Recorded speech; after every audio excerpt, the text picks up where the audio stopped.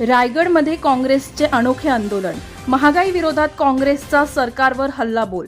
काँग्रेस जिल्हाध्यक्ष राजाभाऊ ठाकूर यांच्या नेतृत्वात जोरदार आंदोलन. बैलगाडीत बसून सरकारचे लक्ष वेधले.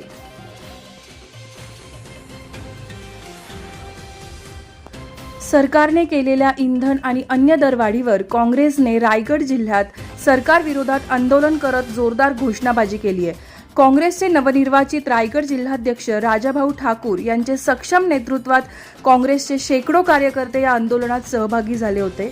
कमरेला नारळाचा झाप आणि बैलगाडीत बसून सरकारचे लक्ष वेधण्यासाठी या आंदोलनकर्त्यांनी अलिबागमध्ये हे आज आंदोलन केले.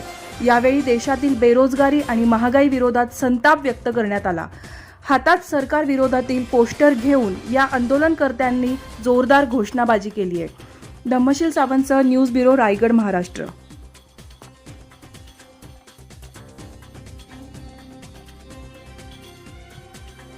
करणाऱ्या भाजपचं करायचं काय? काही डोकावरती पाय. दरवाढ कमी करा, नाहीतर खुर्च्या खाली करा. इंधन दरवाढ कमी करा, नाहीतर खुर्च्या खाली. तानाशाही नहीं चलेगी, नहीं चलेगी. मोदी तेरा तानाशाही नहीं चलेगी, नहीं चलेगी. मोदी तेरा काँग्रेस पक्षाचा राहुल गांधी तुम संकट. करणाऱ्या भाजप सरकारचं करायचं काय? काही डोकावरती पाय. यांना सुरक्षा न देणाऱ्या भाजप. देशभरामध्ये इंधन दरवाढ होत चाललेली आहे. गेल्या 15 दिवसात जवळजवळ 9 ते 10 रुपयांनी डिझेल आणि पेट्रोल महागलेलं आहे.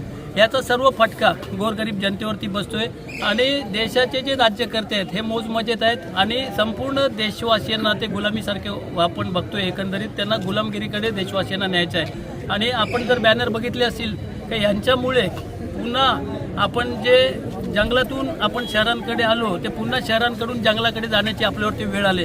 कारण इंधन मिळत नाही आहे, गॅस सिलेंडरचा तुटवडा आहे, पेट्रोल पंपावरती गेल्यावरती पेट्रोल मिळत नाही आहे, डिझेलसाठी गेल्यावरती डिझेलला भल्या रांगा आहेत, शेतकऱ्यांना डिझेल मिळत नाही, कोळी बांधवांना डिझेल मिळत नाही.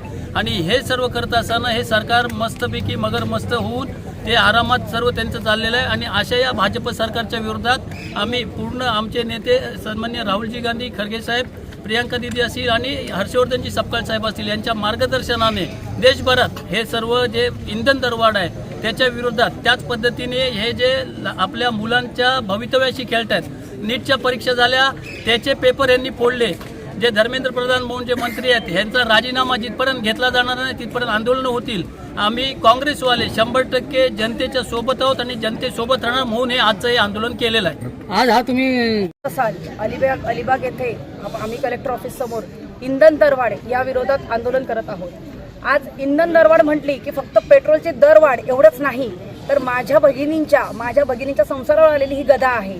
आज त्यांची चिंता वाढत आहे की आज माझ्या लेकराला मी आज डबा बनवून देते, उद्या बनवून देणार आहे की नाही. आज तिच्या मुलाची चिंता वाढत आहे की मी आज रोजगार आहे, आज मी कामाला जातोय तर मला नोकरी मिळणार आहे की नाही.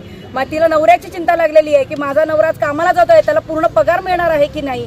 आज माझी भगिनी ही घर संसाराच्या विळख्यातनं स्वतःचा ताण सोडून आता मोदीजींचा ताण घेतात आहे की सकाळी 8 वाजता उठून कुठची दरवाढ करेल, कोणाला मेलोडी देईल आणि कुठे आमच्याकडे लक्ष जाईल. आज तिच्या चिमुडीच्या मुखातला मेलोडी काढून जर ते इटलीपर्यंत जर मेलोडी जात असेल आणि माझ्या भगिनींच्या प्रश्नांच्या, माझ्या कामगारांच्या प्रश्नांच्या, माझ्या शेतकऱ्यांच्या प्रश्नांच्या, माझ्या बंधूंच्या, माझ्या युवकांच्या प्रश्नांना जर बगल देत असून मोदीजी या इंधन दरवाढीबद्दल गांभीर्याने ते लक्ष देत नसतील तर त्या गोष्टीचा आम्ही जाहीर निषेध करतोय. अशा गोष्टींचं जर समर्थन महाराष्ट्र सरकार करत असेल तर त्या ठिकाणी आवर्जून आम्ही सांगतो, आम्ही फडणवीस सरकारचा सुद्धा त्याहून जास्त निषेध करतोय. कारण का आज महाराष्ट्र हे औद्योगिकरणाचं क्षेत्र आहे. अशा ठिकाणी जर बाहेरून येणाऱ्या कामगाराला जर गॅस मिळत नसेल तर तो पोटा पाण्यासाठी काय करेल, तो पुन्हा एकदा जाईल. आज आपण पाहिलं या ठिकाणी माझे 2 बंधू राजाभाऊ आणि डॉक्टर मनीष यांनी सांगितलेलं आहे की आज आपलं युग हे प्रगत युगाकडे न जाता अश्मयुगाकडे जात आहे. आणि अशा वेळेला जर अशा पद्धतीची प्रगती जर मोदी सकाळी 8 वाजता मन की बात सांगत असेल तर मला त्या गोष्टीचा खेद वाटतो की माझ्या महिला भगिनींच्या, माझ्या कामगारांच्या, माझ्या युवकांच्या मनातली गोष्ट जर ते ऐकत नसतील तर मी आपल्या सर्वांच्या माध्यमातून आवाहन करते की सर्वांनी त्यांच्या मन की बातचा जाहीर निषेध केला पाहिजे. आपल्या माध्यमातून एवढंच सांगते की मोदीजी जागे व्हा, जनता तुम्हाला सोडणार नाही. आणि फडणवीस सरकारला एवढंच सांगेन की महाराष्ट्रातली जनता ही सजग आहे आणि जागरूक आहे. थँक्यू.